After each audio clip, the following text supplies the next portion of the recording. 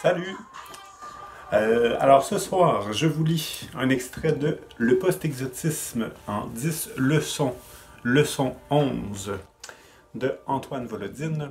Le post-exotisme, qu'est-ce que c'est? C'est un courant littéraire qui se base sur l'idée d'un enfermement qui fait suite à la Révolution, qui a réussi à abattre le capitalisme, mais derrière le capitalisme, il n'y avait rien. Il y avait simplement des prisons, des espaces enfermés, des gens en fuite. Et ça va comme suit. Parlons d'autre chose. Nous n'avons pas flanché quand nous avions mal. Nous avons fait semblant de flancher. Nous avons fait semblant d'être terrorisés. Nous n'avons pas hurlé notre désarroi sur tous les tons, notre désespoir. Au lieu de nous plaindre, nous avons égrené de longues listes d'oiseaux, des listes de peuples décimés, de singes, de poissons. Nous n'avons presque pas parlé des tabassages que nous subissions. Nous avons évoqué d'autres tabassages plus atroces encore, que d'autres avaient subis. Et pour en sortir, nous avons décrit des paysages bleus. Nous avons battu des ailes au-dessus des prairies turquoises, plané à la verticale d'orge couleur d'azur. Nous avons inventé des noms de plantes et d'herbes petites. Nous avons attendri, nous nous sommes attendris à l'idée de ces végétaux infimes. Nous avons eu envie de les chanter nervure à nervure. Et ainsi nous les avons chantés. Nous n'avons presque jamais raconté les histoires que l'ennemi attendait de nous. Le plus souvent, nous les avons racontées de loin, en adoptant un point de vue formaliste, littéraire en excès, qui ne correspondait guère à notre goût. Nous avons contourné les anecdotes centrales afin de ne pas renseigner l'ennemi sur ce qui nous émouvait vraiment. Il nous plaisait, nous avons évité de traiter les sujets que nous avions en tête. De notre mémoire véritable, nous n'avons extrait que des informations anodines. Nous n'avons pas livré à l'ennemi l'état de notre orientation politique. À nul moment nous n'avons reproduit devant l'ennemi le détail des débats et des mots d'ordre sur quoi, avec tant d'acharnement, les arrière-commissaires s'excitaient dans les sections secrètes des arrière-commissariats.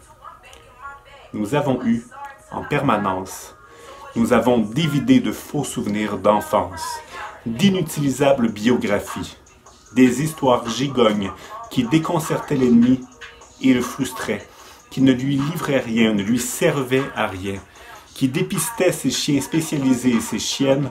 Nous avons feuilleté des images d'enfance à des moments inopportuns. Nous avons inséré des séries de rêves, là où nos interlocuteurs voulaient des aveux. Nous n'avons pas déclenché l'action en respectant l'horaire de l'ennemi.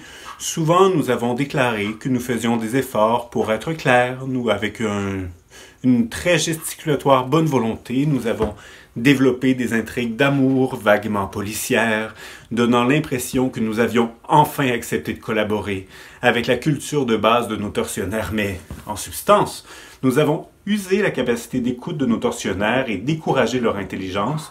Nous l'avons noyé sous de fastidieuses scènes de guerre noire, d'espionnage, plaçant nos espions ou nos soldats dans des situations inconcevables. Nous avons construit des paysages nocturnes qui parfois restaient baignés d'obscurité de la première à la dernière phrase. Nous avons accumulé les scènes nocturnes que nous n'avons pas éclairées. Nous avons forcé sur la non-lumière en dépit des exigences de la police et en dépit des coups. Nous n'avons pas intégré à notre comportement l'idée qu'on nous demandait d'obéir ou de répondre. Constamment, nous avons esquivé le dialogue avec ceux qui recevaient nos proclamations ou nos déclarations écrites.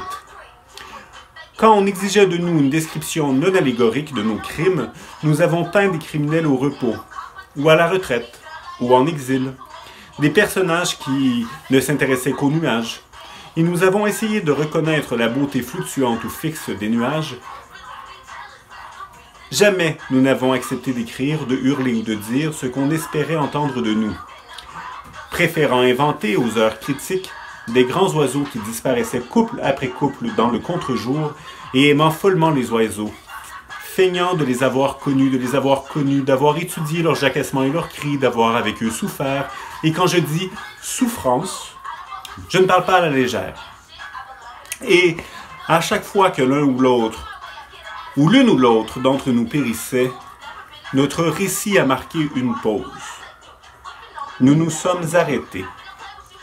Nous nous sommes intéressés à plus minuscule encore que notre aventure, à moins signifiant encore, à plus absurde que notre souffrance, et nous avons rugi à haute voix les débris de textes qui nous empêchaient de croire que notre douleur avait de l'importance. Nous les avons crachés avec ce qui subsistait de notre haute voix en plein malheur. Nous avons empli le paysage avec de brusques enthousiasmes envers le microscopique, envers le sordidissime.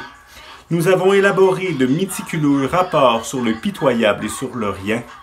Nous nous sommes dressés en faveur du moins que rien.